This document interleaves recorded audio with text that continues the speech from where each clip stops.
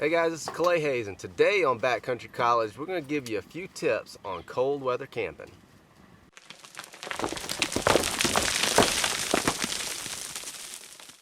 So we're camped out here on top of snow. I've got a ground cloth here. I've got all the snow compacted, and then I've got this ground cloth on top of it just to keep everything kind of clean and dry. It helps if you keep the snow off of there so it doesn't, when it melts, doesn't create pools of water.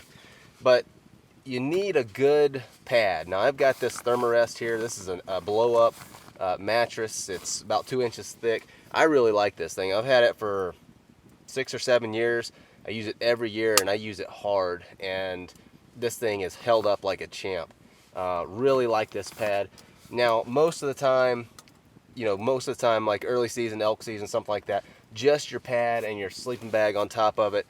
That's all you need. Now, late season, when the temperatures really starts to drop, most of the time I'm going to have extra gear with me, extra clothes, cold weather gear. And what I'll do is I'll lay that stuff on top of my pad. And so you can see here I've got my wool pants on top of my pad. I've got a heavy wool coat here. And I'll just lay this stuff down there, kind of fold the arms up, just to give yourself a little bit extra insulation, and then lay your bag on top of that. Now, this bag I've got, this is a Mountain Hardwear bag. It's a 0 degree bag. I use this thing.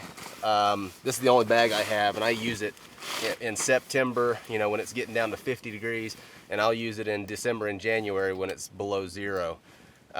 They say you need a bag that's rated about 10 to 15 degrees colder than the coldest temperatures you expect to encounter. And I'll agree with that. But even with this bag, I've been out in stuff that's 5 degrees. This is a 0 degree bag. There's a couple of things that you can do to help keep yourself warm, even when the temperature drops down close to what your bag's rated to. One of the things that I'll do is wear a stocking cap when I go to sleep. Most of the heat you lose is out of the top of your head. Putting a stocking cap on and then putting your head down into this mummy bag really helps. Another thing you can do is I wear my base layer when I go to sleep. So this is merino base layer. I'll wear this thing. I'll be out for 2 weeks hunting, and this thing will never leave my skin. And that's one of the great things about merino is it doesn't stink like polypropylene or cotton does. So I'll wear this as long as it's dry. I'll wear it, and then I'll wear like a puffy layer, like a vest.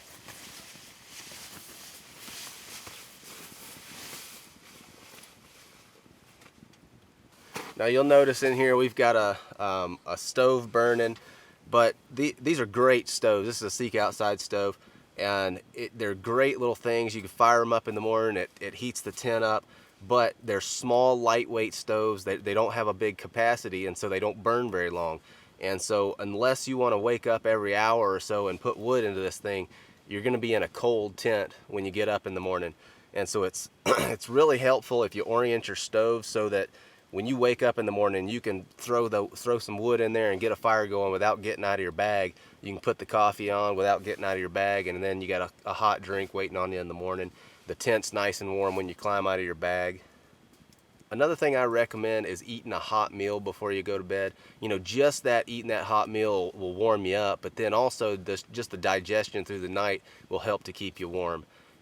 If it's really cold, one of the cool tricks that I've picked up is you can take like a Nalgene bottle or something. This has got a seal on it. This is a little titanium bot, they call it.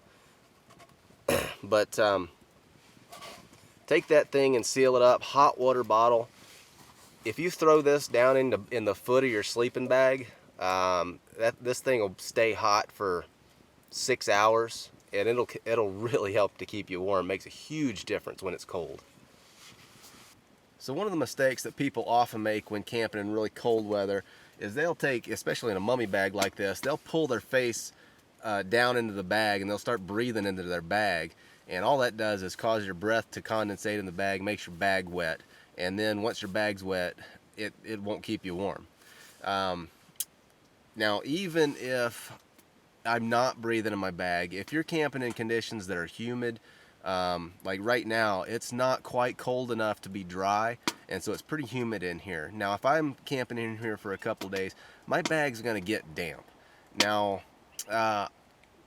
under conditions like this, I can't really put my bag outside to dry, but if I did have a nice sunny day or something like that, I would take my bag out, hang it up in a tree, open it up, and just let it air out and dry. That's going to make a huge difference.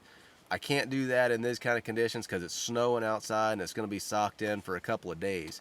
In that type of situation, if you are lucky enough to have a tent like this with a stove in it, you can hang your bag kind of up in the top of this thing, fire that stove up, and that'll get it pretty dry, but it's probably not going to get it as dry as if you hung it outside.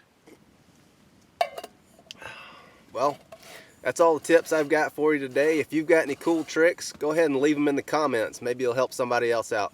We'll see you next time.